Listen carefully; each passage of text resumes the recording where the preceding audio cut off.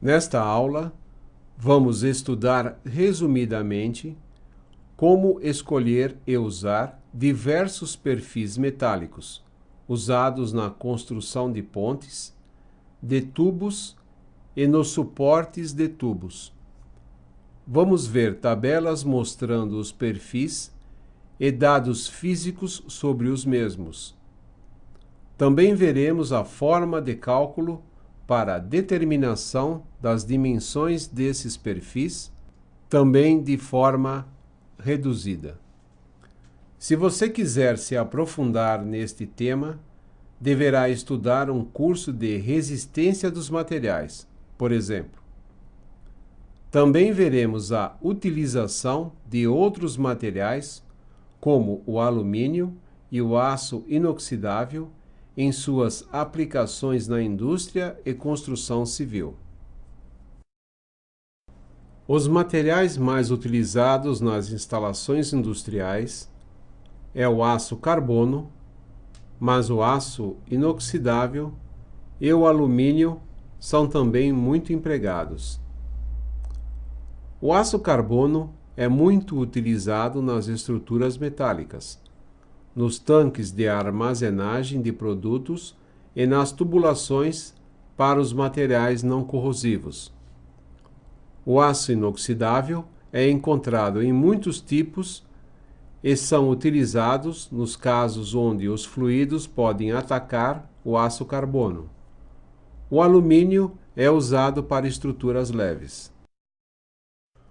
Os aços são classificados por tipo, grau e classe, e essa classificação é indicada por números e letras. O elemento carbono é normalmente a base da classificação, como vemos abaixo. 11XX, aço carbono ressulfurado. 12XX, aço carbono ressulfurado e refosforizado. 15XX, aço carbono com 1 a 1,65% de manganês. Os aços possuem características de têmpera, que é um tratamento térmico aplicado ao aço carbono. Este tratamento é acompanhado por um tratamento de revenimento para corrigir as tensões internas criadas pelo processo de têmpera. O tipo de aço é determinado pelo seu teor de carbono. Baixo carbono com no máximo 0,30% de carbono. Médio carbono com um teor entre 0,30% e 0,60% de carbono. Com um teor de carbono entre 0,60% e 1%. O aço carbono tem certa padronização na indústria e dessa forma é fácil a comunicação entre os fornecedores e os usuários, para esclarecer suas características e usos possíveis. Esta classificação é feita por grupos como chapas quanto a seu método de fabricação, laminado a quente, laminado a frio, galvanizado, estrutural, forjado, etc. Um campo mais especializado são os produtos tubulares para campos petrolíferos. Existe uma categoria de aço de alta resistência à corrosão, que são os aços liga, com adição de certos elementos como o cobre, níquel, cromo, etc. Estes aços são conhecidos como de baixa liga e o nome mais generalizado é o aço Corten. Estes aços têm sua resistência e aplicações relacionadas à atmosfera marinha severa e ambientes industriais mais agressivos. As normas são editadas com a finalidade de estabelecer as características dos materiais e produtos para cada campo de atividades.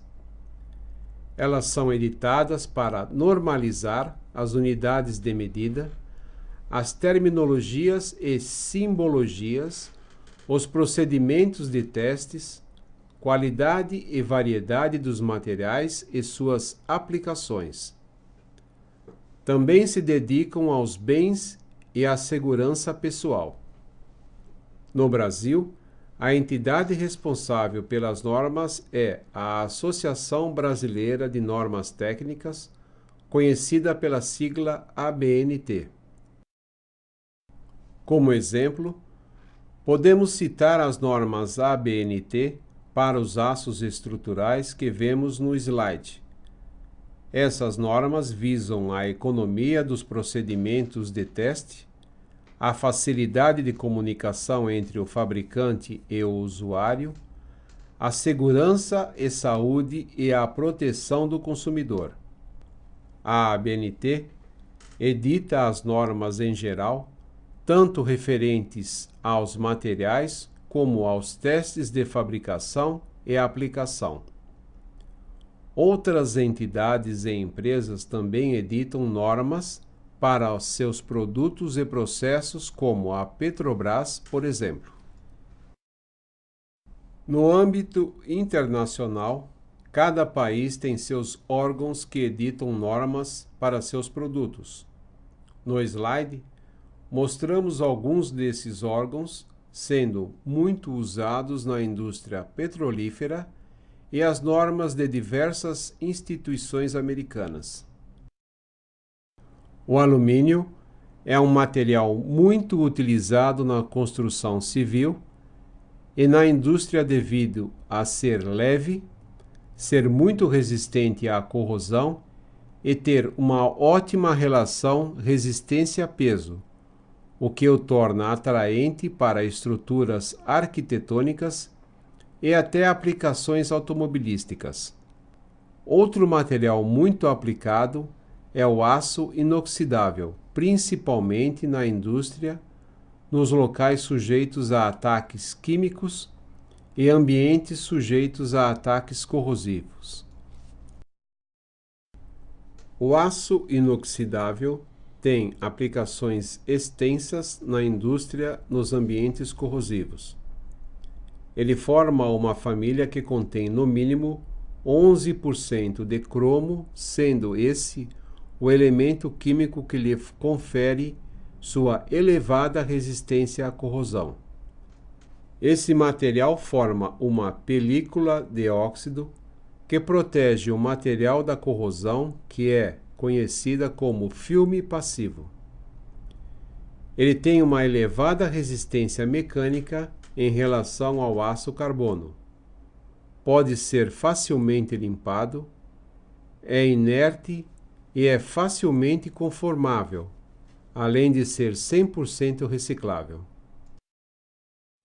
Os produtos de aço são apresentados no comércio como perfis de diversos formatos, desde chapas planas e perfis como cantoneiras, T, U, etc. Na apostila são dadas inúmeras tabelas com dimensões e dados usados nos cálculos técnicos, como no cálculo das estruturas. O projetista de tubulações tem que projetar muitas estruturas metálicas para suportar os tubos, assim como pontes de tubos metálicas que suportam as tubulações muitas vezes extensas, como em uma refinaria de petróleo ou uma fábrica de papel. Por isso, ele deve conhecer os conceitos físicos e as fórmulas de cálculo das peças dessas estruturas. A princípio, a responsabilidade deste cálculo deve ser de um técnico ou engenheiro de cálculo estrutural. Vamos estudar agora noções básicas da resistência dos materiais. Esta matéria ensina como calcular a dimensão das peças de máquinas e partes de uma estrutura metálica. Qualquer força que atua sobre uma peça provoca tensões internas na mesma e o corpo deve ter dimensões adequadas para resistir a essas tensões. Ao calcular as dimensões de uma peça, a primeira providência é determinar o coeficiente de trabalho, que é a relação entre a tensão aplicada e a tensão de trabalho do material do corpo. Dá-se o nome de coeficiente de segurança, cuja notação é S, a razão entre a tensão máxima que o corpo pode suportar e a tensão de trabalho. Os diversos materiais têm diferentes coeficientes de trabalho que variam de acordo com o tipo de esforço a que estão submetidos. Por exemplo, o ferro fundido suporta grandes esforços de compressão, mas somente pequenos esforços de tração. Na tabela deste slide, são mostrados os coeficientes de trabalho para alguns materiais. Os livros de resistência dos materiais e os manuais de engenharia apresentam estas tabelas com maior detalhe. Quando uma peça é submetida a um esforço de tração, ela deve apresentar uma resistência adequada a esse esforço.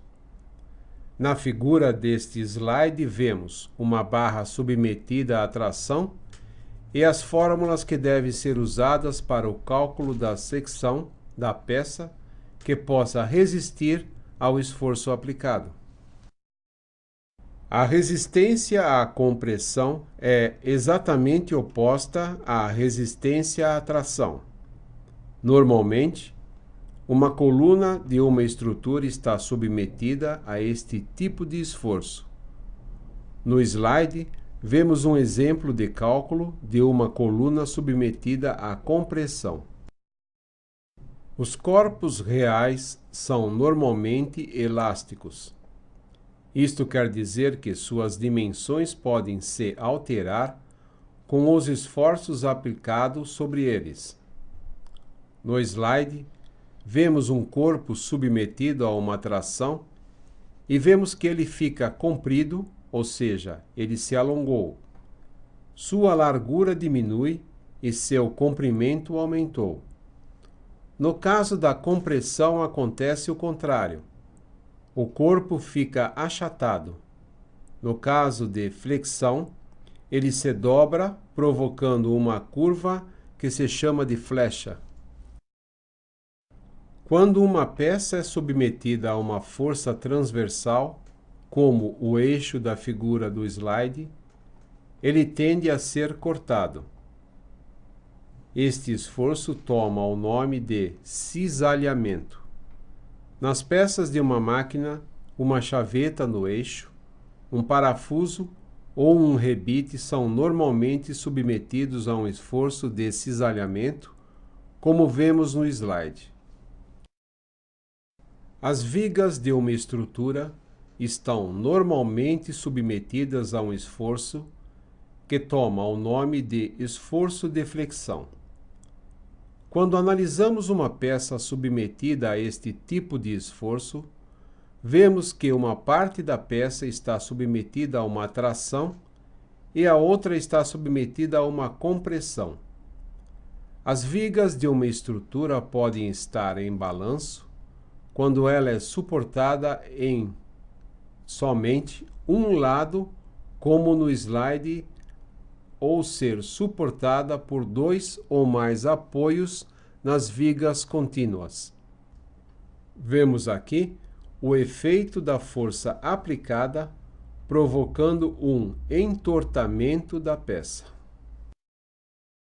A viga do slide é uma viga em balanço, pois é apoiada em somente um lado. A força aplicada nesta viga provoca esforços de flexão que são diferentes conforme a posição da seção da peça. O local onde o momento de flexão for máximo toma o nome de seção perigosa. No slide temos uma viga apoiada em suas duas extremidades. Este é um tipo de viga muito comum nas estruturas de ponte de tubos, por exemplo. São 3 os passos para calcular as dimensões de uma viga assim. Primeiro, determinação das reações de apoio. Segundo, determinar a secção perigosa. E terceiro, determinar o momento fletor máximo. Terminados estes cálculos, pode então ser determinada a dimensão da viga e pode ser escolhido um perfil em uma tabela de dimensões, como vimos no início desta apresentação.